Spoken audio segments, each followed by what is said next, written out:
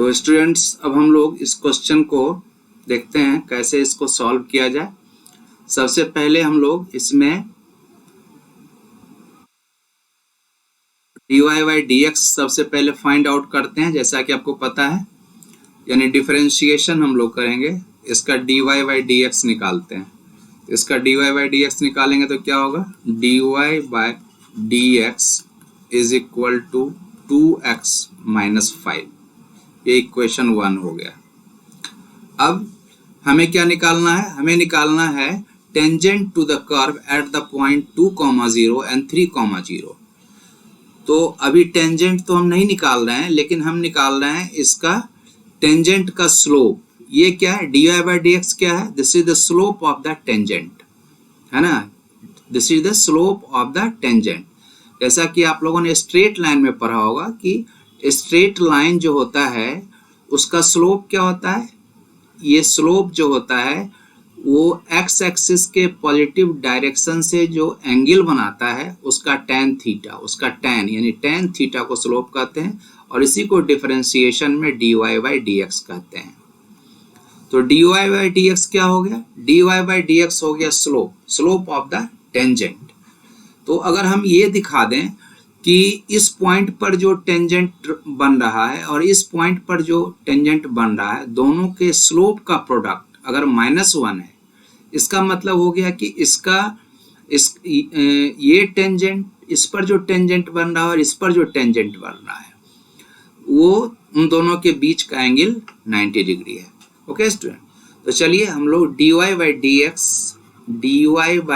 dx at 2,0 निकालते हैं। तो ये हो जाएगा 2,0 यानी x equal to 2, y equal to 0। तो x इक्वल टू 2 पुट करेंगे तो 2 माइनस 5, तो 4 में से -5 गया तो -1 हो गया। उसी तरह dy बाई dx एट 3,0 दूसरे पॉइंट पर निकाल रहे हैं, तो ये क्या हो जाएगा, x equal to 3, y equal to 0। तो x इक्वल टू 3 इसमें पुट करेंगे तो 2 3 जा 6 और -5 यानी ये 1 हो गया। तो देखिए अब जो हो गया, ये क्या हो गया, ये पहला जो टेंजेंट बन रहा है 2,0 पर उसका स्लोप हो गया, और ये हो गया दूसरा जो टेंजेंट बन रहा है यानी 3,0 पर उसका स्लोप हो गया। अब दोनों के स्लोप का, इसके स्लोप को अगर m1 माना जाए और इसके स्लोप को अगर m2 माना जाए, तो m1 into m2 equal to क्या हो गया, ये -1 इंटू 1 दैट इज -1, यानी m1 into m2 equal to -1 आ रहा है। कहने का मतलब ये हो गया कि इसका dy by dx at 2,0 that is m1 और इसका dy by dx at 3,0 that is m2, दोनों का प्रोडक्ट -1 आ रहा है। तो इसका मतलब हो गया कि इसका इस टेंजेंट का स्लोप और इस टेंजेंट के स्लोप का प्रोडक्ट हो गया -1। तो जब और ये जो टेंजेंट होता है वो स्ट्रेट लाइन होता है, तो यानी इस स्ट्रेट लाइन, यहाँ पर जो स्ट्रेट लाइन बन रहा है यानी टेंजेंट, उसका स्लोप और यहाँ पर जो स्ट्रेट लाइन बन रहा है यानी टेंजेंट, उसका स्लोप, दोनों के प्रोडक्ट का वैल्यू आ रहा है -1। और हम लोगों ने स्ट्रेट लाइन में पढ़ा है कि अगर दो स्ट्रेट लाइन के स्लोप का प्रोडक्ट अगर -1 हो जाए तो दोनों परपेंडिकुलर होंगे, यानी दोनों के बीच का एंगल 90 डिग्री होगा।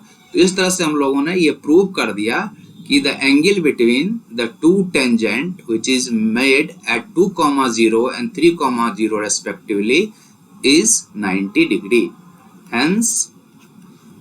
Hence the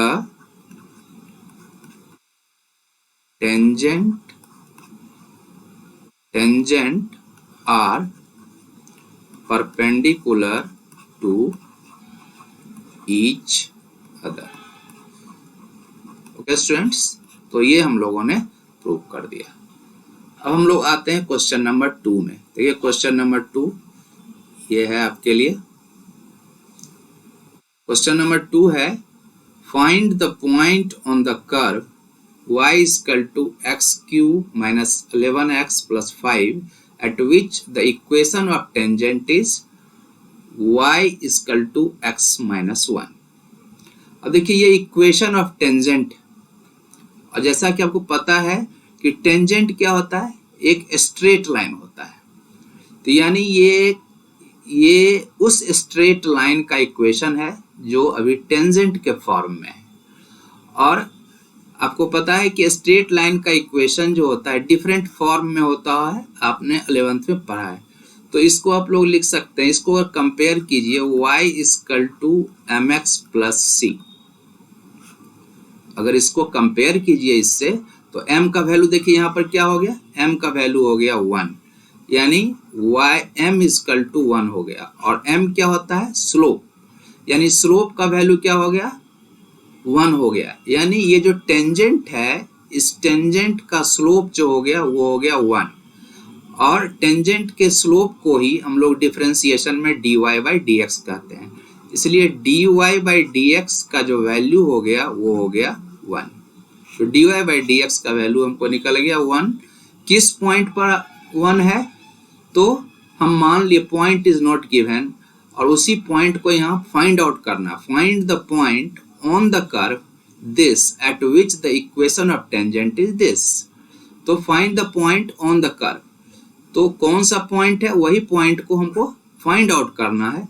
तो हम पॉइंट को मान लिया x1 y1, let the point is x1 y1, है ना। पॉइंट को हम लोगों ने मान लिया x1 y1। तो इस पॉइंट पर अब ये पॉइंट x1 y1 है और यही हमको फाइंड आउट करना है। तो सबसे पहले x1 y1 पर हम dy बाई डी एक्स का वैल्यू निकालेंगे, यानी x1 y1 पर हम स्लोप निकालेंगे।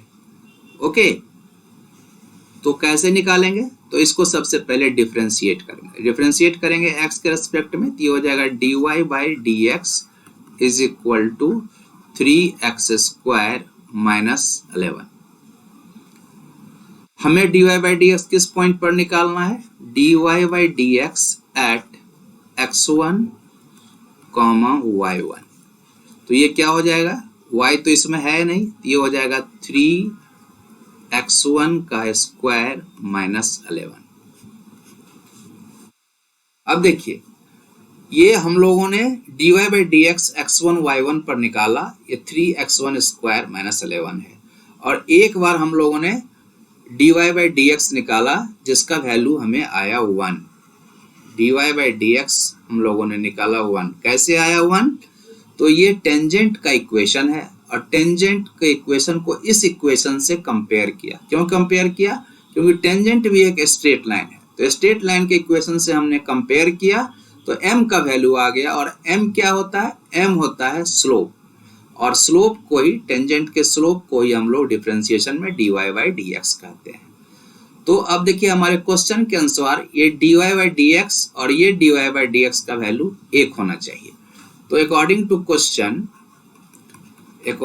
Question 3x1 square minus 11 equal to होना चाहिए 1। इससे क्या आया, इससे आया 3x1 स्क्वायर इक्वल टू 12।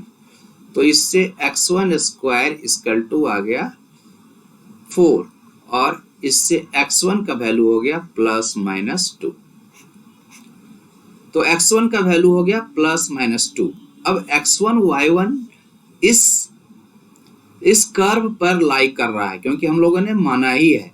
तो जब इस कर्व पर लाई करेगा तो उसके इक्वेशन को सेटिस्फाई करेगा। तो x1 y1 will satisfy the equation of the curve। x1 y1 will satisfy the equation of the curve। और ये कर्व क्या है, ये कर्व है y equal to X cube minus 11x plus 5। तो इसको सेटिस्फाई करेगा। अब इसको सेटिस्फाई करेगा तो ये y के जगह पर हो जाएगा y1, और ये हो जाएगा x1 cube minus 11 x1 plus 5। अब x1 का वैल्यू प्लस माइनस 2 है, तो एक बार x1 का वैल्यू हम प्लस 2 लेते हैं तो y1 का वैल्यू क्या हो जाएगा, y1 इक्वल टू हो जाएगा 2 का क्यूब माइनस 11 इंटू 2 प्लस 5। और इसको सॉल्व करेंगे तो क्या हो जाएगा, ये हो जाएगा 8 माइनस 22 प्लस 5। तो ये जगह 8 plus 5 13, 13 minus 22 that is minus 9।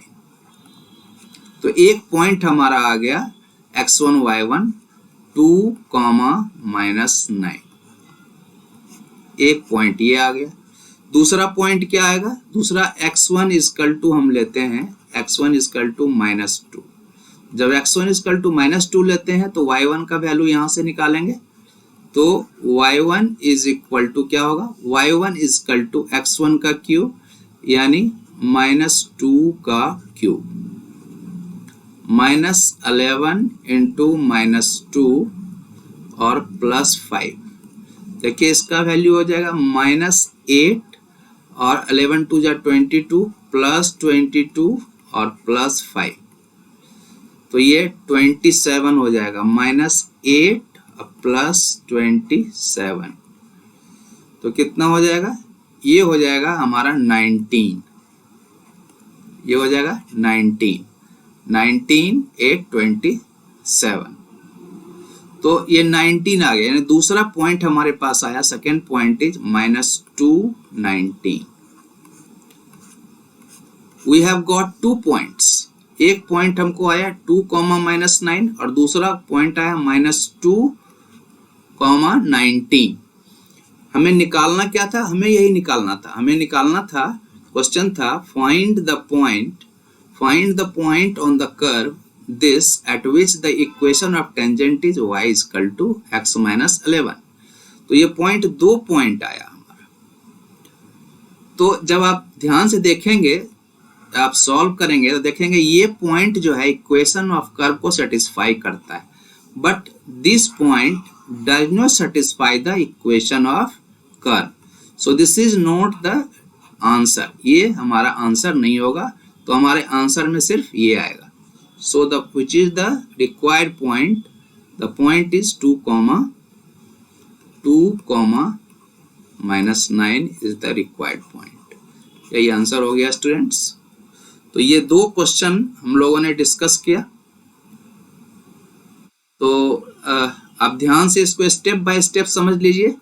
सबसे पहले जो बेसिक कंसेप्ट इसमें आ रहा है सामने, वो सामने ये आ रहा है स्टूडेंट्स कि जो भी हम लोगों ने क्वेश्चन अभी डिस्कस किया, इसमें बेसिक कंसेप्ट यही आ रहा है कि जो टेंजेंट होता है, जो टेंजेंट एक स्ट्रेट लाइन होता है, इस चीज़ को हमेशा आप ध्यान रखें। इसलिए टेंजेंट का जो इक्वेशन होता है वो स्ट्रेट लाइन का इक्वेशन होता है। और दूसरा कंसेप्ट ये सामने आया कि जो dy बाई dx होता है, जो हम इक्वेशन ऑफ टेंजेंट निकालने में फाइंड आउट करते हैं, वो dy बाई dx जो होता है वो स्लोप होता है। किसका स्लोप होता है, टेंजेंट का स्लोप होता है। तो बहुत जगह आपको स्ट्रेट लाइन का इक्वेशन निकालना पड़ेगा और स्ट्रेट लाइन का जो स्लोप होगा वही dy बाई dx का स्लोप होगा। तो इस कंसेप्ट को आप समझ लें, ये this is the very basic concept regarding tangent and normal.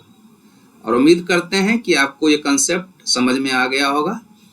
फिर भी अगर कोई आपके मन में डाउट रहे तो कमेंट बॉक्स में आप पूछें, मैं कोशिश करूंगा आपके प्रश्नों का उत्तर देने का। ओके स्टूडेंट्स, तो आज इतना ही। फिर हम लोग नए लेक्चर में मिलेंगे। फिर टेंजेंट एंड नॉर्मल अभी खत्म नहीं हुआ है, अभी और क्वेश्चंस इसमें बचे हुए हैं। हम लोग कुछ और इम्पोर्टेंट क्वेश्चंस को डिस्कस करेंगे, हमेशा की तरह, जो CBSE में पूछे जाते हैं, जो स्टेट बोर्ड में पूछे जाते हैं और जो आने वाले एग्जामिनेशन में मेरे ख्याल से, मेरे दृष्टिकोण में इम्पॉर्टेंट है। उन सभी क्वेश्चंस को हम लोग 1 बाय 1 डिस्कस करेंगे। ओके स्टूडेंट्स, तो फिर मिलते हैं नए लेक्चर में। तब तक के लिए goodbye and good luck.